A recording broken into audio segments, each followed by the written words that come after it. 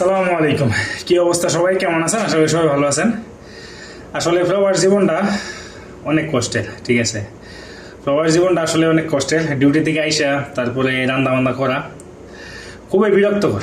আজকে আইসি 5টা বাজে আইসা গোসল টোসল করে একদম প্রচুর খিদাও লাগছিল, হালকা পাতলা করে খাইছি। খাওয়া দাওয়া করে আবার আগামীকালকে খানা টানা নিয়ে যেতে হইব, তো বানাইতে হইব। এই কারণে দেন আইসা এই বাজে রাত্রে 7টা 7:30 বাজে।